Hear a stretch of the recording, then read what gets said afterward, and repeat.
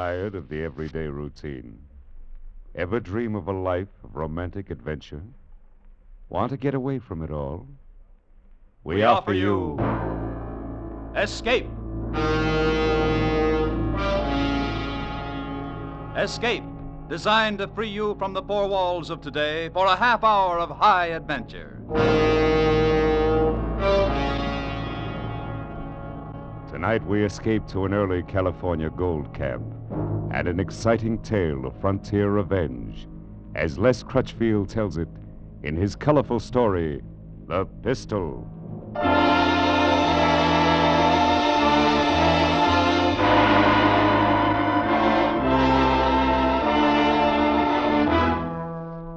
San Francisco Bay was a graveyard that summer, with over 300 deserted windjammers lying at anchor, and the city itself the next step to a ghost town. Every man who could walk, run, or stagger had headed inland to look for gold, and the women had followed.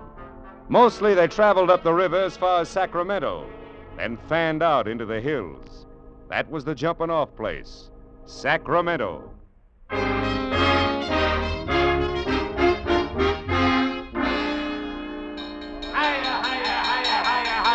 Step right in, boys. Move up close. Everybody sees and everybody gets a chance. Anytime old honest Faraday runs an auction, you know it's on the level. All right now, friends. The pistol I'm holding in my hand here is the first one of its kind ever seen west of the Rockies. The first model of Dr. Samuel Coates' new 44 caliber 6-shooter. The gun that fires 6 times without reloading. Now, who'll open her up with a bid of $250? Did you hear me? $250. Come on, boys. There's plenty of gold on the Sacramento River, but only one Colt 6-shooter. Now, did I hear a bid of, say, $250? Thank you, sir. The man says $250. All right, here we go. I stood there in the hot sun on the Sacramento waterfront and watched the crowd bidding for the pistol. Roustabouts, gamblers, vaqueros, gold miners, men from everywhere and from nowhere, and a few women. I wanted that gun myself. I wanted it bad. I was taking a stagecoach to Rawhide Flats in the morning, where my brother Dave and his partner had located a rich claim. And I didn't plan to load myself down with an outfit, but a gun was different. I was packing $1,000 in gold eagles, and I was ready to lay out a good part of it to get that 6-shooter. The bidding reached $500. All right, anybody else? Anybody making $550? $525. Anybody else? All right, going once. Going twice. $600. $600. And a new bidder. I have $600. Gentleman here bids $600. Will anybody make it $6 1/4? $6 1/4. Only $700. And another new bidder. And the little lady knows a bargain when she sees one. All right, I'm bid $700. 777. Will anybody make it $8? How about you, mister? Follow the bid $6. Would you want to raise it again, sir? Sorry, mister. 6 was my limit. Let her have it. All right, anybody else? Going once? Going twice? Sold! Lady, you bought yourself a gun. Now, friends, if you'll step right over here to the end of the platform, I've got... Could I get through? Pardon me, please. Well, congratulations. What? Oh, you should have kept on bidding. Why? You'd have gone to $1,000 if you had to. Yes, I suppose I would.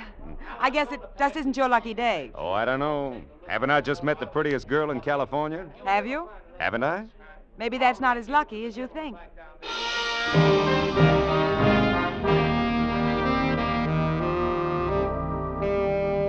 When I climbed on board the stagecoach to Rawhide Flats the next morning, I found 7 trunks had already been loaded. 5 tied on the back and top and 2 inside. And a few minutes later, their owner showed up. Oh, it was the red-headed gal who'd bought the gun the afternoon before.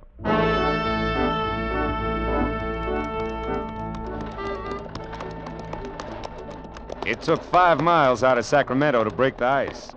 And after that, well, I learned her name was Teresa Blake. She'd been down to San Francisco to buy some new clothes, and she was on her way back to Rawhide Flats. No, I don't live with my folks. I don't have any folks. I work. Oh? Doing what? I'm a singer. The Brass Nugget Saloon. I see. No wonder you wanted a gun so bad. No, I never have any trouble there. I got the pistol as a present for my boss, Mr. Mallory. $700 makes a pretty expensive present, Miss Blake. He's been good to me. Awfully good. I see. Well, anyway, it's a great gun. In 15 years, every man west of St. Louis will be packing one. Oh, I was going to give you something. I almost forgot. A sort of consolation prize for losing out on the gun. Oh, here it is. Yeah, it looks like a little gold nugget. Brass, not gold. It's to hang on a watch chain. Souvenir of the Brass Nugget Saloon. Of course, you can pretend it's real gold if you like. All right, I will then. I hope that's not what my young brother's doing on the Boston pocket claim of his. I mean, pretending it's real. The Boston Pocket Claim. Uh-huh. You said your name was Storm. That's right. Jonathan Storm. I didn't even recognize it until... Then you're Dave Storm's brother. Yeah. Do you know him? Yes. Yes, Mr. Storm, I wonder if you'd mind if I tried to get some sleep now. I'm really awfully tired.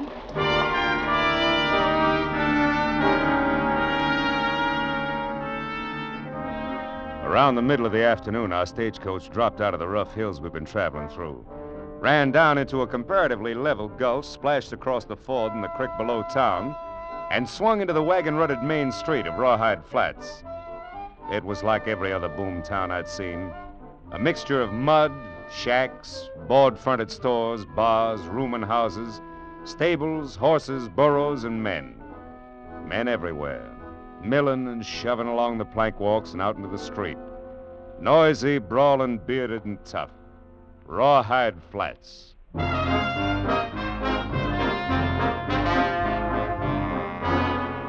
Half hour later, I rented a horse and rode up through the canyon north of town. Both banks of the creek were lined with miners, busy with picks and shovels, pans and rockers.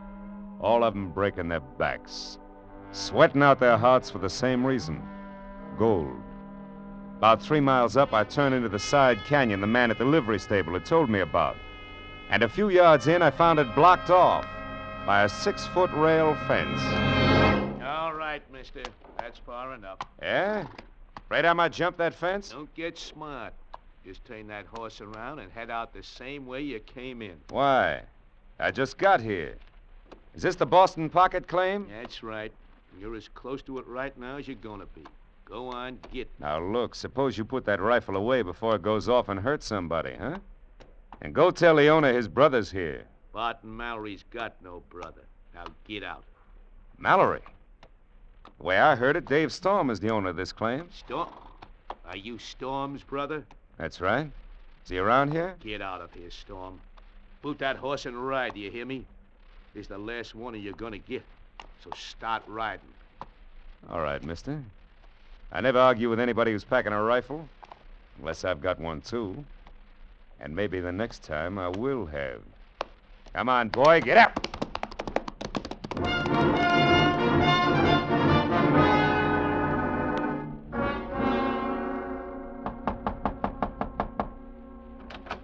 Yes?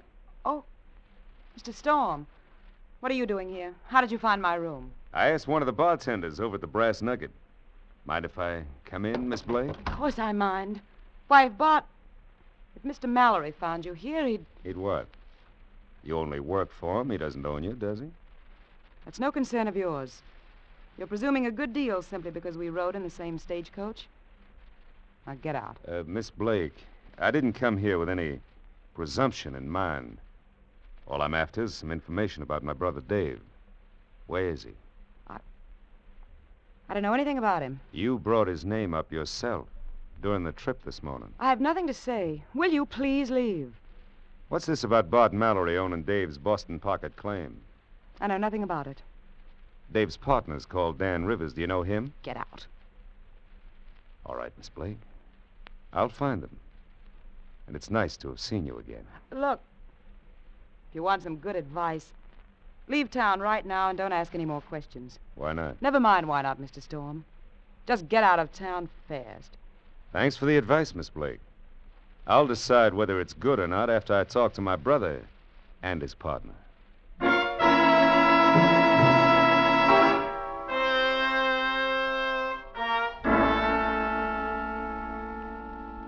Now, look, Dan, you're Dave's partner, so let's have it straight. Why does everybody shut up like a clam when I mention his name? What's this all about? Where's Dave, anyway? Jonathan, I wish somebody else had told you. Told me what? That David is dead. Dead? That's right, Jonathan. He was... Go on, Dan. What happened? He was shot in the back We found him lying in the street at the north edge of town one morning a couple of weeks ago. I see. Who did it? You want the official story? Yeah, first. They say Dave dropped into the Brass Nugget Saloon late that night and sold the Boston pocket claim to Bart Mallory. Took $12,000 in gold certificates for it. And they say that's how come he was murdered and robbed after he left the Nugget. Has Mallory got a deed, a bill of sale? Yeah, he's got one all right with Dave's name on it. How come Dave could sell the claim out from under you even if he wanted to? I thought the two of you were partners. We were, but we recorded the whole claim in Dave's name.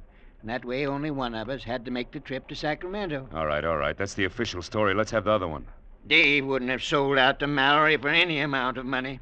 Mallory had been after him for weeks, but Dave and me both knew we had the best claim in Rawhide Flats. So? Some of his gunslingers bushwhacked Dave. Mallory turned up with his phony deed the next day.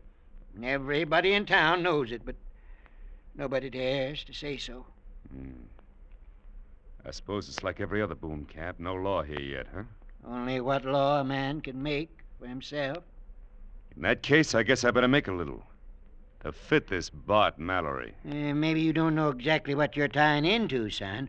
Why, he's got half a dozen or more of the toughest boys in California on his payroll. We'll find out how tough they are. Don't count much on me. I'm an old man. All right, Dan. So they're not the best odds in the world. Can't be helped. You play with the cards you got. Dave used to tell me you were the coldest man he ever seen when it come to trouble. I think maybe he was right. Well, first thing I need's a gun. With odds the way they are, I guess I better have a six-shooter. Pretty out of luck, Jonathan. I've heard of 'em, but you won't find one here in Rawhide. Oh, there's one here, all right. Fella got it just today. Fella named Mallory. Mallory? Now, wait a minute, Now, look, son. Dan. I thought a lot of my brother. And I don't like the way he was killed. I need that gun of Mallory's. I'm going to get it. And then I'm going to use it to get Mallory. That's the way it's going to be, Dan. You can count on it.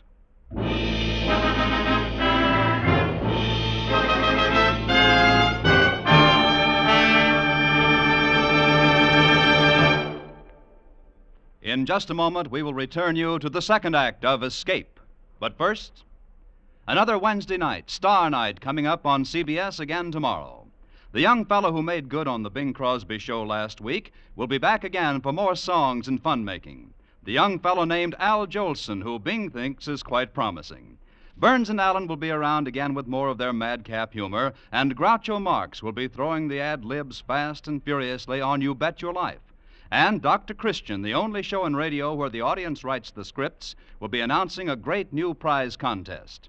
They're all heard on most of these same CBS stations. So tune in tomorrow night for Dr. Christian, Groucho Marx, Bing Crosby, and Burns and Allen.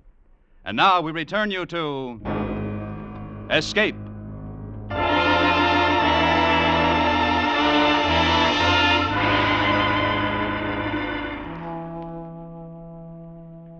I stepped inside the swinging doors of the Brass Nugget Saloon and looked things over.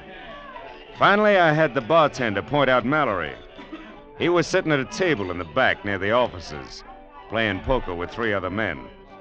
The two boys lounging against the wall behind him were obviously his bodyguards. I pushed my hat back on my head and walked toward the table.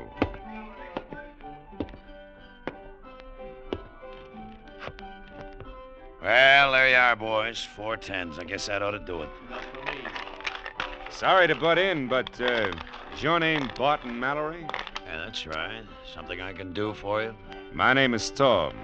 Jonathan Storm. This is the one I told you about, boss. You probably knew my brother. Oh, yes, David Storm. Sure. He used to come in here. So I heard. You got anything special in your mind? Yeah. I need a gun. I understand you got a new six-shooter. I'm sorry, it's not for sale. I didn't say anything about buying it. I'll bet $1,000 against that gun on a cut for high card. What do you say? Sorry, Storm. The gun's out of it. Name something else. No, I want the gun. What's the matter, Mallory? The boys told me you'd bet on anything in the house if the odds were right. Yeah, that's right. I will. But the gun's a gift from a friend. Maybe you figure your luck's about to run out. Would that be it? All right, I'll take the bet. Benny, break out a new deck. Yeah. Well, there's the gun. Let's see your 1,000. Sure. Mind if I shuffle? No, go ahead. Maybe I should have warned you, Mallory. I got a feeling this is my lucky night. I'll take a chance it isn't. By the way, you wouldn't happen to have any idea who shot my brother in the back, would you, Mallory? No, I'm afraid not. The killer hasn't been identified yet. That's too bad. Maybe I'll have to identify him myself. Your cut, Mallory. All right. 10 of clubs, huh? Go ahead, Storm. Jack of diamonds. Thanks for the gun. Oh, it's already loaded, too. Well, I think I'll be... Right, I've been looking all over the place, and I can't find... Oh, Good evening, Miss Blake. how do you do, Mr. Storm? I'm sorry if I'm interrupting. No. I'm glad you came. Gives me an idea. Mallory, how'd you like another chance at my $1,000? What's the bet? High card again. $1,000 against a kiss from Miss Blake. What? Of course, maybe you don't have any say over her, huh? Wait a minute, the bet's on. You want to shuffle again? No. Go ahead, cut. Queen of spades. You'll find that pretty hard to beat. Yeah, I guess you're right. Ace of hearts does it, though. My lucky night, Mallory. Well, Miss Blake, I guess you're... Don't you dare. I'm afraid you don't have much choice about it, honey. I won this from your boss. You...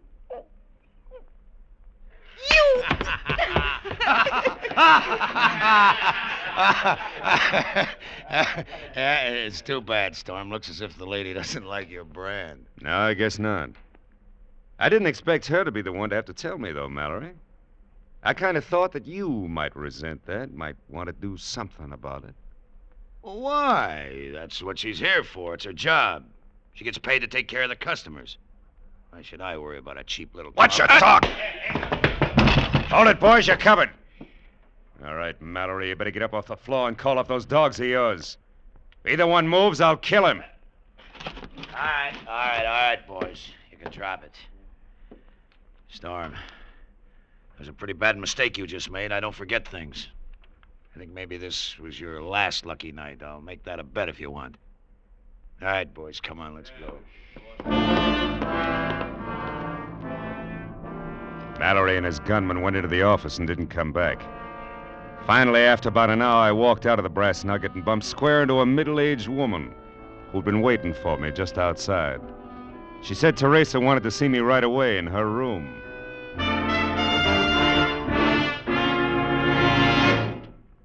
You can put that gun away, Mr. Storm. I'm here alone. This isn't a trap. And what is it? I want to know why you made that bet. I mean, about kissing me. Suppose we just say I wanted to. Let it go at that. You're afraid, aren't you? You're afraid not to be tough. Is that why you asked me to come here to tell me that? Well, don't you suppose a girl can have feeling left? But you can be sorry for things? Meet somebody, maybe. Go ahead, honey. You're doing fine. What do you mean? I mean, I'm halfway ready to believe that. A little more of it, and I would believe it. And if I had any sense, I'd know better. I see. And that's the way you feel about it. It's a start, isn't it? This is the first time I have... Oh, what's the use? Try it You wouldn't and believe find out. Get out. You don't understand anything. Go on. Get out. Get out! Get out!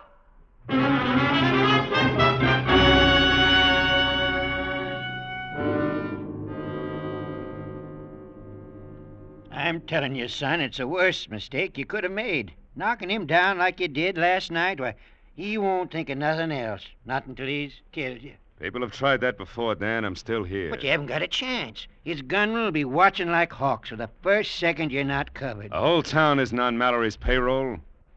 I've got an idea a lot of people around here might like to see him shown up, provided somebody else called the play. Maybe so, but still leaves half a dozen of his gunslingers to deal with. I don't think so, Dan. If their boss is knocked over, they'll drift. I've seen hired guns before. Odds are against you, son. Well, I feel lucky. It's worth a chance to get Mallory. Not only for killing Dave, but because of what he's doing to Teresa Blake. Teresa Blake? Yeah, I kind of think she'd be a pretty decent kid if it weren't for him. Yes, Jonathan. That's what your brother Dave thought. What? He was crazy about her, too. Hung around the Brass Nugget every night. She kept leading him on. I guess that fitted in with Mallory's plans. Yeah.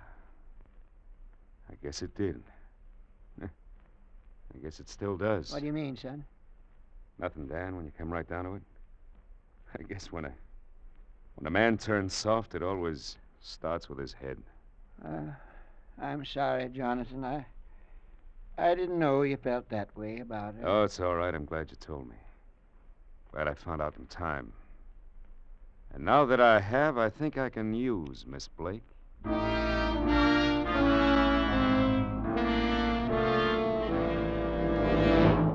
Why did you come here? What do you want? A short talk, honey. I don't want Mallory to see us. You've got to leave town. Leave now and don't come back, please. How much do you get for this, honey? I mean, talking me into leaving town and getting me out of Mallory's way. You fool. Oh, you fool. He doesn't mean a thing to me. It's you, don't you know that? I'll go with you if you'll only leave tonight. I'll go with you right now, please. No. I've gone too far now to turn back. I've got to finish it up. It's not too far yet, but it will be. Maybe you'll want to turn back then, only it'll be too late. A few hours from now, it'll all be done. And then maybe we can think about some other things. If you still want to. Want to? Of course I'll want to, Johnny. Johnny. Nobody's called me that for a long time. Terry, I want you to do something for me. Anything, Johnny, anything. Do you think you can get that deed to my brother's claim from Mallory's strongbox and give it to me? I think so. Yes, of course I can. He trusts me enough. Yeah, I'll bet he does. How long will it take? Give me an hour. All right. Johnny, would you kiss me first? Sure, Terry. Oh, Johnny. That was better than the one I risked $1,000 for. Nobody could buy that for $1,000. Nobody ever has. Come back here to my room in an hour, Johnny. I'll have the deed.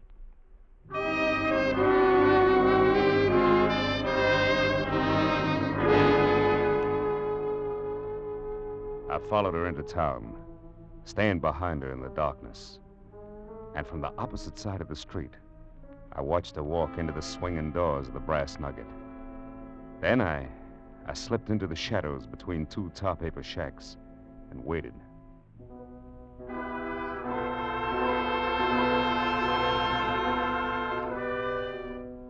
It was a half hour before they came out of the saloon and headed down the street toward Teresa Blake's rooming house.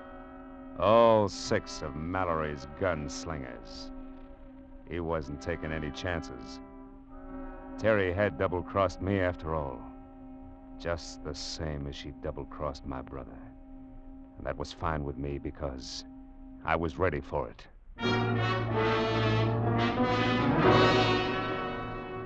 I walked into the Brass Nugget and down the hallway at the far end of the bar. I eased the 6-shooter into my hand and stopped in front of the door to Mallory's office. Come in. Evening, Mallory. Stop. Well, it's quite a surprise. Yeah, I imagine. Keep your hands on the desk. Well, sure, Storm. I don't have a gun anyway. Watch him, Johnny. He's lying. He carries one in his sleeve. You dirty little rat. Well, I didn't see you there in the corner, Miss Blake. Thought you might be down the street waiting to watch the fireworks. They made me tell, Johnny. One of the boys followed me and saw us together. When I came back here, they made me tell. They hit me, look. That must be real painful. Almost as bad as being shot in the back like Dave was. I didn't know what they were planning. I didn't know Bob was going to kill him. Johnny, I swear I didn't. Drop it. Mallory, you got a forged bill of sale there in your strongbox. I want it. Sorry, Storm. You're out of luck. I won't open the box and you can't. What makes you figure you're in a position to argue about it? Why not? Because you've got a gun on me? You wouldn't shoot an unarmed man, Storm. What about that gun in your sleeve? I'm not drawing. I see. All right, Miss Blake, get out of here. Johnny, what are you going I said get out. Don't bother going after the boys. There won't be time. Johnny. Get out! So you won't draw, Mallory, huh? You're going to play it safe. I'd be crazy to do anything else. Maybe. The only way out of this room is through the door behind me. I noticed that kerosene lamp has a glass bowl on it. Ought to start a nice fire if I picked it up and smashed it against the wall. Storm! Storm, you fool! What about it, Mallory? My gun's in the holster. Want to stay there and burn or draw and try to get out? This place will go up like a tinder box. Take your choice, Mallory. Draw or burn. Storm! Storm, you can't leave me in here like this. Draw or burn. All right, then, if you... Tough luck, Mallory. That's for Dave. And that's for me. All right, hold it a second. Hold it. You better clear out of here fast. The place is on fire. And anybody that works for Bart Mallory is out of a job. He's dead. Jonathan, son, are you all right? You're not hurt? No, I'm all right, Dan. Come on, let's get out of here. Sure, come on, son. Mallory's dead. I guess that takes care of it, Dan. Jonathan, you're the luckiest man alive. Yeah, sure. Somebody might go down to Jackson's rooming house. Tell those bushwhackers and Mallory's they can hit the trail north. The boss is dead. Your boss is dead. This ought to be far enough, Dan. Look. Look, the fire's breaking through to the roof. Won't be long now. Johnny, are you all right? Sure, I'm all right. What of it, Miss Blake? Thank heaven. Oh, Johnny, if anything had happened to you, I couldn't have gone on. Miss Blake, I've got something for you. It's a nugget. Some people might figure it's real gold, but actually it's only brass. There you are. Pick it up. And then get going. What do you mean, Johnny? I mean, you better catch up with the boys. They'll be heading north. But you said that we... Drop it. Oh, yes. Here's something else you can have, too. Your six-shooter? No. It's yours. You bought and paid for it. It's got one shot left. Use it any way you want to. Only get out. Beat it. Johnny, you're wrong, you know. You're wrong about a lot of things. But what's the use? That's right. What's the use? Bye, Johnny. Son, you hadn't ought to give her that pistol. That was your luck, you might call it. I think my luck's all run out, Dan. Yeah. Claim is all yours. I'm leaving in the morning, heading south. Why, son, there's nothing south of here. Yeah. But it's the surest way I know to keep myself from heading north.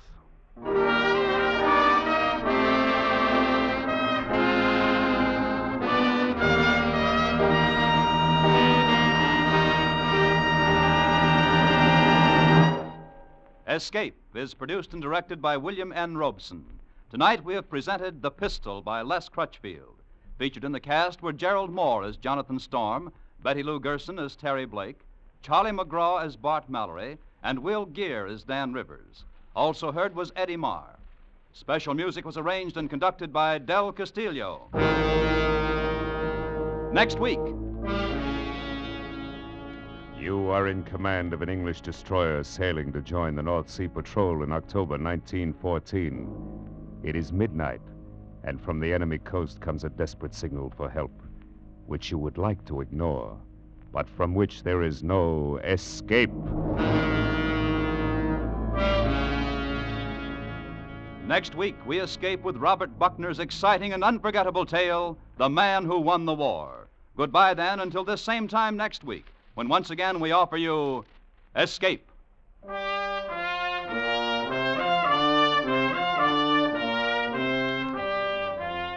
This is CBS, the Columbia Broadcasting System.